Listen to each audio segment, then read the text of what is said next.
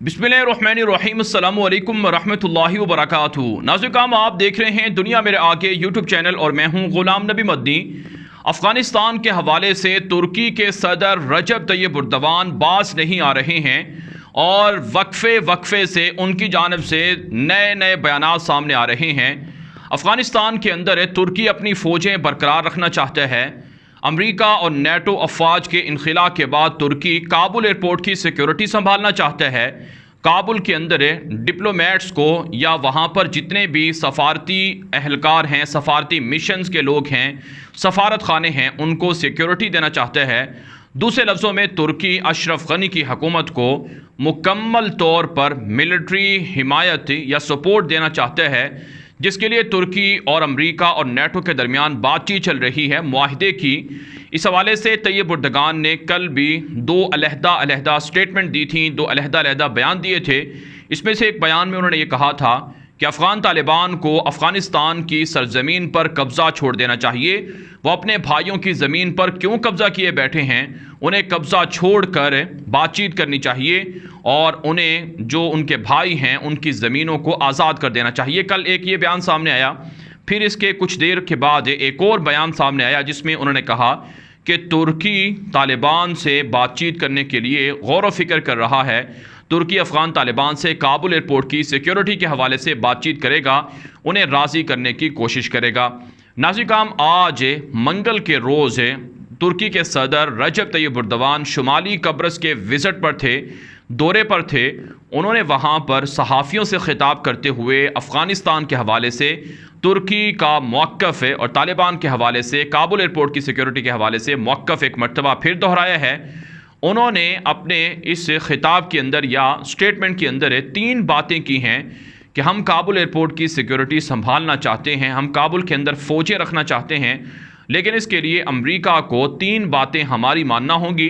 हमारी तीन शराइत हैं। अगर अमेरिका ये शराइत हमारी मान ले तो फिर हम काबुल एयरपोर्ट की सिक्योरिटी संभाल सकते हैं, फ़ौजें वहाँ रख सकते हैं।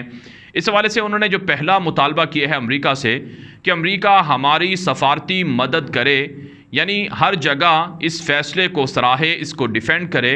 तमाम दुनिया के जो सफारती अहलकार हैं या सफारत खाने हैं या दुनिया के तमाम जो अक़वाम मुत्तहिदा के जो नुमाइंदा ममालिक हैं उनकी जानिब से और अमेरिका की जानिब से मुकम्मल तौर पर तुर्की को हिमायत हासिल हो कि वो अफ़गानिस्तान के अंदर अपनी फ़ौजें रख सकता है। दुरुस्त फ़ैसला है। एर्दोगान ने दूसरी शर्त ये रखी है कि तुर्की की लॉजिस्टिक सपोर्ट की जाए। अमेरिका और नेटो तुर्की की हर तरह से मदद करे, जो भी फ़ौजें रखने के हवाले से ज़रूरत पेश आए, लॉजिस्टिक के एतबार से वो ज़रूरत की चीज़ें या ज़रूरत की अशिया, ज़रूरत का सामान और जो भी इसके लिए ज़रूरत की चीज़ें होंगी वो फ़राहम की जाएँ। तीसरी शर्त ये रखी है कि माली तौर पर तुर्की की मदद की जाए ताकि तुर्की अपनी फ़ौजें जो वहाँ पर रखे उनकी तनख्वाहें अदा की जा सकें और तुर्की की जो दीगर अखराजात हैं उन्हें अमेरिका और नेटो पूरा कर सके। तो ये तीन शराइत रखी हैं, सफारती मदद करें अमेरिका और नेटो, लॉजिस्टिक सपोर्ट करें और माली मदद करें। तो इन तीन शराइत पर अगर अमेरिका अमल कर लेता है और हमारी बात मान लेता है तो फिर हम संजीदा हैं काबुल एयरपोर्ट की सिक्योरिटी के लिए और काबुल के अंदर डिप्लोमेट्स और सफारती मिशन को प्रोटेक्ट करने के लिए। नाज़रीन, ये एर्दोगान का ताज़ा बयान है जो नशर हुआ है, जिसे काबुल हुकूमत के तुलू मीडिया नेटवर्क ने भी और दुनिया के दीगर ज़राए अब्लाग ने भी नशर किया है। वक्फे से एर्दोगान के इस बयान से ये बात वाज़ेह होती है कि वो तालिबान की धमकी से बास नहीं आ रहे। वो पाकिस्तान की मशवरे से, पाकिस्तान की सपोर्ट से या पाकिस्तान जो उनको गाइड कर रहा है उससे भी वो बास नहीं आ रहे हैं। इसका मतलब दूसरे लफ्ज़ों में ये बनता है कि तुर्की के सदर रजब तैयब एर्दोगान अमेरिका और नेटो की साजिश में उलझना चाह रहे हैं। वो तुर्की और तालिबान को आपस में लड़ाना चाह रहे हैं।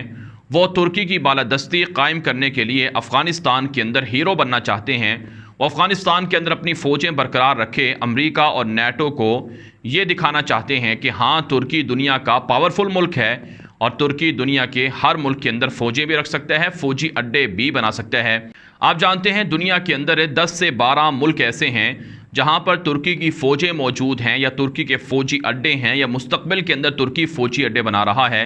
इसमें कतर शामिल है, सोमालिया शामिल है, इराक़ है, शाम है और इसके अलावा सूडान है, नाइजीरिया है और ट्यूनिस है और अलजायर से भी बातचीत चल रही है और कब्रस का इलाका है और इसके अलावा कुछ दीगर ममालिक भी हैं जहाँ पर तुर्की फ़ौजें रखना चाहता है। तो तुर्की शायद ये समझ रहा है, लीबिया भी इसमें शामिल है, तुर्की शायद ये समझ रहा है कि जिस तरह से लीबिया के अंदर, इराक़ और शाम के अंदर तुर्की ने फ़ौजें रखी हैं, इसी तरह से वो अफ़गानिस्तान के अंदर भी फ़ौजें रख कर सक्सेसफुल हो सकता है, ताकतवर हो सकता है, कामयाब हो सकता है।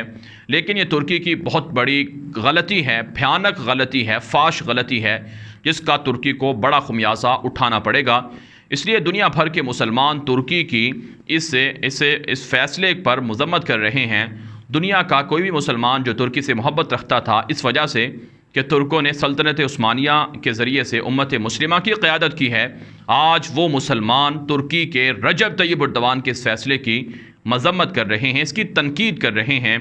और दुनिया का हर मुसलमान जो तय्यब एर्दोगान के अच्छे फ़ैसलों की वजह से उसे इस्लामी दुनिया का एक अच्छा इंसान, अच्छा हुक्मरान और उम्मत मुस्लिमा का हीरो समझता था, आज वो एर्दोगान के इस फैसले से नाखुश है और एर्दोगान के इस फैसले को गलती करार दे रहा है। तो नाज़रीन, इससे ये बात वाज़ेह हो गई है कि एर्दोगान को, तुर्की को अपने फैसले को रिवर्स करना चाहिए और इसे बेहतर फ़ैसला नहीं करार दिया जा सकता है।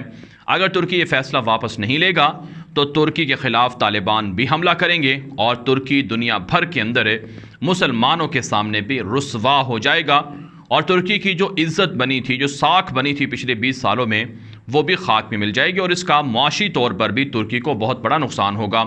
फिर अमेरिका की तारीख़, नेटो की तारीख़ है, कुफ्रिया ताकतों की तारीख़ है, ये बताती है कि वो हमेशा धोखा देते हैं, पीठ में छुरा घोंपते हैं। सद्दाम हुसैन को, लीबिया के मामर कज़ाफ़ी को, इसके अलावा दीगर मुसलमानों के बहुत से ऐसे लोग थे जिनको टारगेट किया गया, निशाना बनाया गया। तो इसलिए ज़रूरी है एर्दोगान इस फैसले से दूर रहे और अफ़गानिस्तान के तालिबान को मज़ीद मुश्तइल ना करे, जिसकी वजह से तालिबान तुर्की के ख़िलाफ़ हमले शुरू कर दें। क्योंकि ये बात तो वाज़ेह है कि अफ़गान तालिबान को कोई नहीं हरा सकता, क्योंकि उनके पास है अल्लाह ताला की मदद है, अल्लाह ताला की साथ है, अल्लाह ताला का साथ है, नुसरत है।